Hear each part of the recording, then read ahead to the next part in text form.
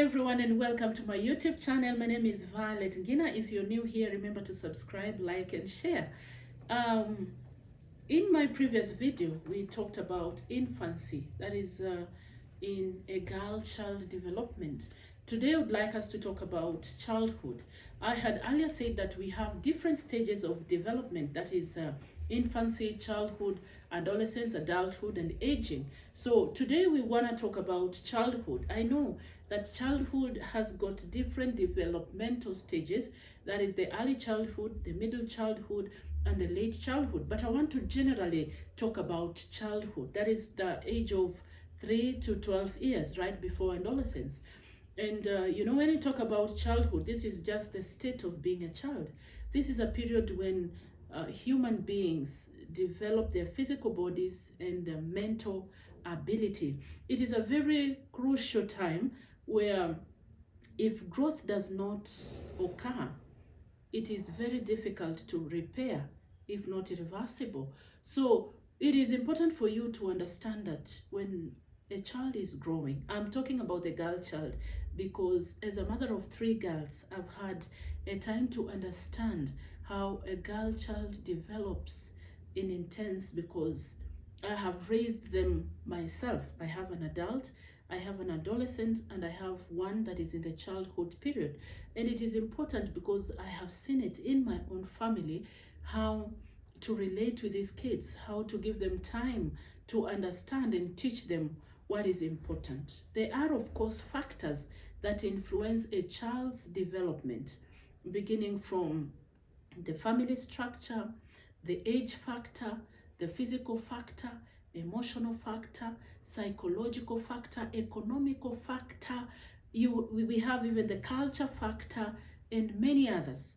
And you, as a parent, need to know how to balance all of this to help your child grow up into a person that would be, a joy to the society. Because as things are right now, we know that things have gone wrong. It is not business as usual, right from even how we relate to each other, or how you look at the elders, or even how you dress. Things have gone wrong. Go out there, and you seem to be living in another world and not the one we were used to. When I was growing up, things were different from now. And this is because my mother took time to talk to us. We were in a family of mother, father, and children, and we were many of us. We had boys and girls in the same family. We loved each other. We grew up being taught on what to do and what not to do. That is why I am also taking this opportunity, to invite the mothers. I'm talking about mothers because it is high percentage of mothers who take care of children. I know we have families where mothers maybe are not there, or they are dead, or separation and the fathers took over, but I know that many families, we have mothers taking care of the children, and it is you as a mother who needs to impart the right knowledge to this child. It is important for you to invest in understanding the developmental stage of a child, and that's why as a child, in their childhood stage, they need to learn how to live, because whatever it is that you teach them, it will help them, since this is the period where even the brain is growing up. Whatever it is that you teach them is what will stick to them even as they grow. So you see, it is upon you to look at it in both emotional, physical, spiritual, intellectual point of view. It is upon you as a mother to have time. I know we are living in days when especially we women have become very busy, and we are working day in, day out. I leave my house most of the time at 5 a.m., come back way after 10 p.m. But still, you have to create time to bond with your child, to give them a period where they can tell you what they went through, or at least share and bond with you, so that there is that relationship whereby they can come to you anytime, not just being busy throughout. Create time to listen to them, give them stories, share, laugh with them, and even go out with them. It's not necessarily that you have to, I know economic wise things are not good, but going out does not mean having to visit expensive hotels. You can even just stroll around your area and talk to them. At least they'll have time with you.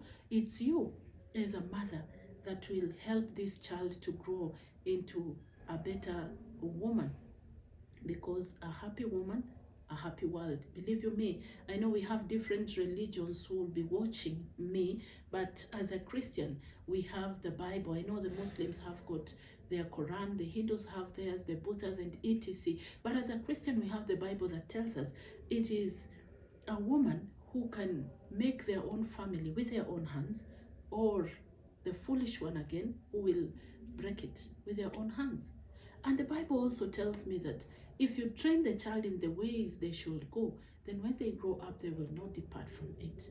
So for me, I know because I learned it from my mom. My mom told me how to grow, how to talk to people, the respect bit of it, how to dress, how to relate with even my friends.